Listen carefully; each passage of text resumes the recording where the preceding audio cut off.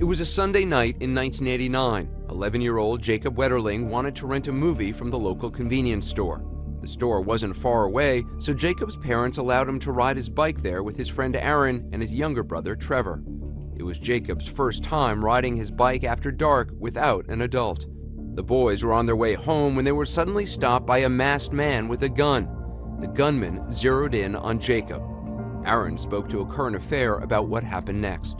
He looked at me and then he grabbed Jacob and he told me to run as fast as I could in the woods or he'd shoot. Trevor and Aaron looked back when they got to the woods, but the masked man and Jacob were both gone. Jacob hasn't been seen since. He's bright. He's got a real clever sense of humor and quick mind. All these things give me hope that if there's an opportunity, this boy will be home. He hasn't been home in nearly 24 years. The masked abductor has never been identified. But Jacob's family still has hope. They live in the same house with the same phone number in case Jacob ever tries to come home.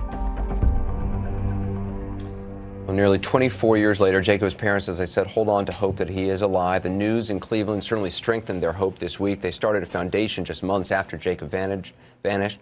Jacob's mom, Patty Wetterling, joins me now. She's also chairwoman of the board for the National Center for Missing and Exploited Children. Also, Colleen Nick is in the audience. Colleen's daughter, Morgan, vanished in 1995 at a Little League game. She'd gone to catch fireflies with friends. She was never seen again. She was just 6 years old.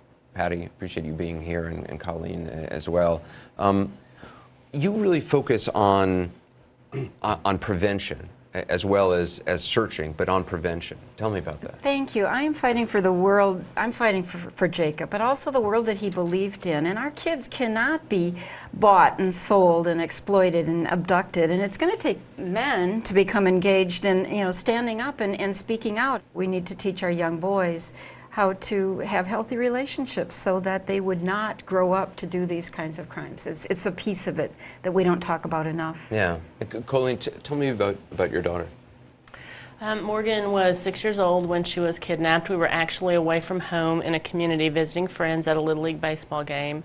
She went to catch fireflies during the last 15 minutes of the game, and when she sat down to take sand out of her shoes, the other children walked away from her and she was taken. And have you had any word, any kind of clues, anything? I think we're very fortunate because it was a small town and law enforcement was very engaged in Morgan's case. So you had a good experience with the police? We've had a very good experience with the police. We're 18 years into our search. We still have a very committed law enforcement team. We have a lot of leads that come in on Morgan's case. And like Patty and other parents, we fight every day to get every resource, every piece of technology, to work with the media, to work with law enforcement, to fight for Morgan, because until someone can prove to me that she's not coming home, then I'm going to fight for her to have the opportunity to come home to our family. She is not a case file at a police department. She is not a newspaper story.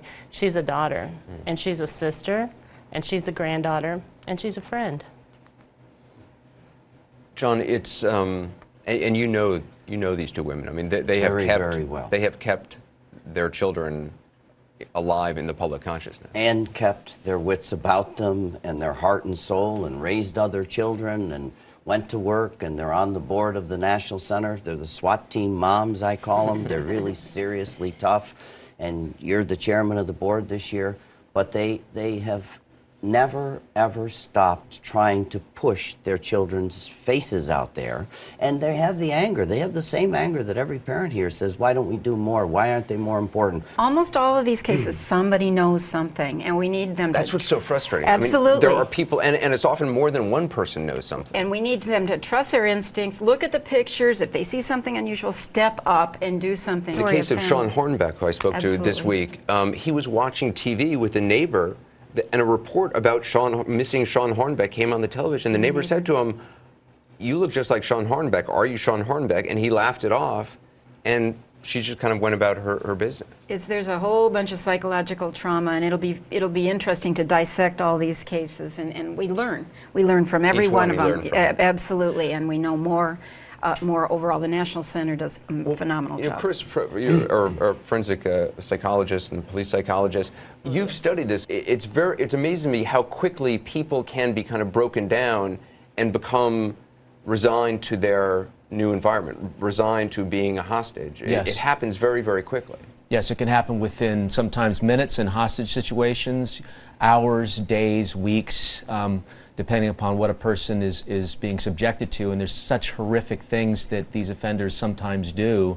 It is understandable how a victim might get to that place, but if they're watching, it can be very empowering and counteract those dysfunctional messages that a manipulative perpetrator is giving. It's the survival mode. Yes. You go into survival mode. And two things. Elizabeth Smart told me this, and so did Sean Hornbeck.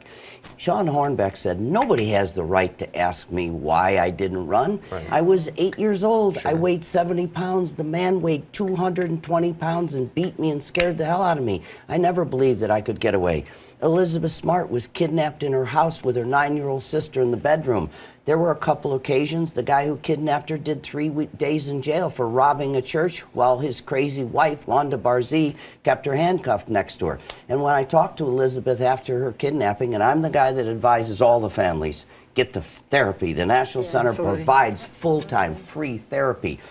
Do it when you're ready for it. But Elizabeth went, John, it sets me back. It breaks my heart. It kills me when people say I didn't run. This guy told me, I got in your house one time, didn't I? I'll go back and kill your little sister. You don't run. You're so broken down. You're terrified. And when I hear somebody else say, this kid should have run, those women should have run, I go, God, you walk in those shoes for one day, and I'll see if you ran. And it was you who said that hope is a verb. Hope is a verb. You don't see parents sitting home with their feet on the couch saying, "Gee, I hope someday I find my child." It's that's an action word. You get your We are sleeves out rolled there. up, you got to go out there. Absolutely, and we will never stop. We're fighting for our children. They have hopes and dreams and potential, and it's our job to find them. We can never give up, ever. Well, it's really a pleasure to meet you. Thank you so much. And Colleen as well. Anderson, Yeah. I would really like to say that if there are any children watching your show, because we're hearing that kids are seeing themselves on TV, like if you see this show and you're a missing child, know that we love you.